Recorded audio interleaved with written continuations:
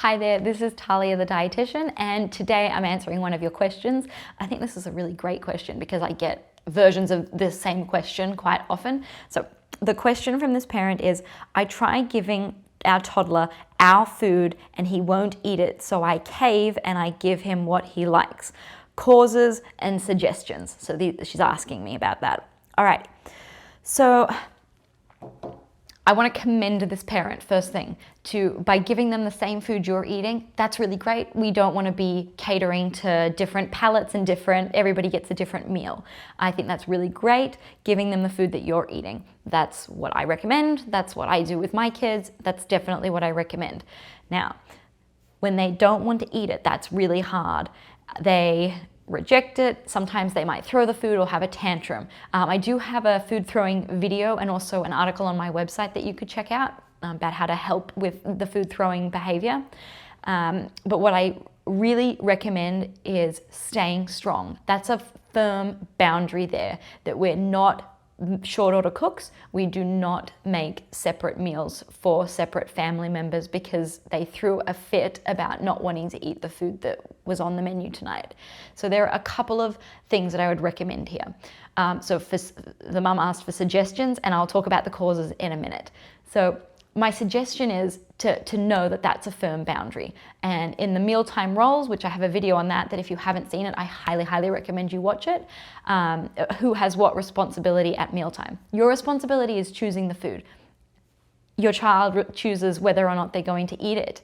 And if your child said that they don't want it, you just can tell them very simply, that's okay, you don't have to eat it. I do recommend putting a food on the plate that is, I hate using the word safe food, but a food that they will reliably eat, that they usually do like, and that if they are hungry, they will eat that. And then letting them decide what they're going to eat.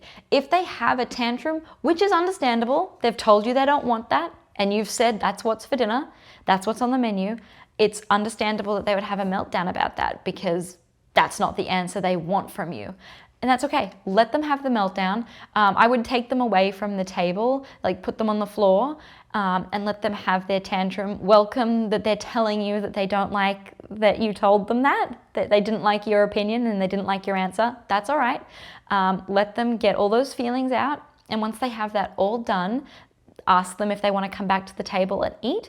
Oftentimes, so this is about the causes, oftentimes it's actually not about the food at all.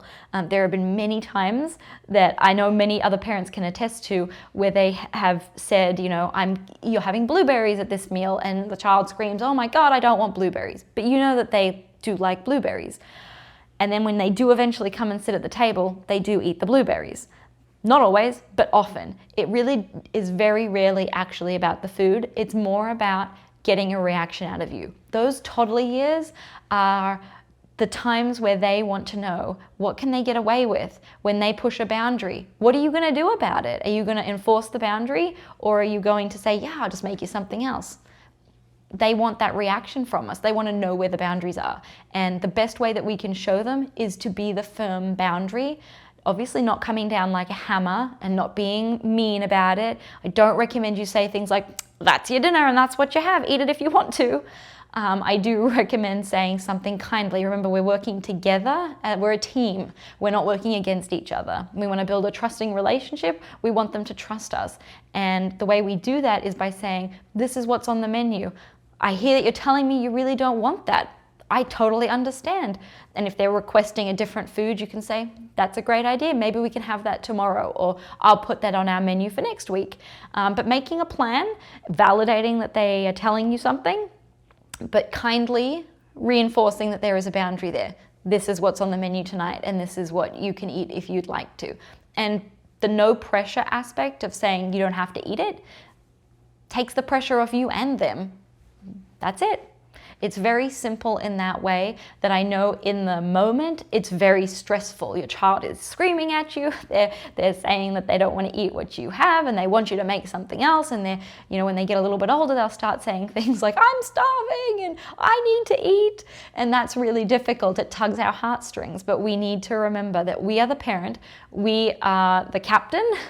And that we are keeping us going in the right direction. We are sticking to our boundary, we are enforcing it kindly, we're validating what they're telling us, but that doesn't mean we change our minds.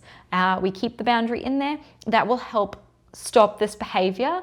And well, it's not going to stop it for good, but that is going to prevent it from coming up as frequently.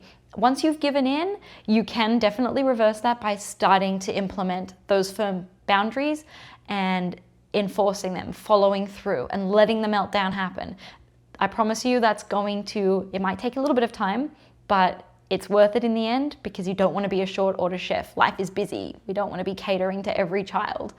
So that's really what I recommend. Knowing in your head that there may be a meltdown, there may be a lot of screaming, just accept it. That's your job, to just let it wash over you and accept it. But you still keep the boundary there for your child and for your own sanity as well. And like I said earlier, the toddler years are where they're testing us. They want to know what our reaction is going to be. And if we always give in, they'll know that your boundary doesn't really mean anything. And so we need to have those consistent boundaries where we kindly and calmly follow through with them. So I really hope that has helped you.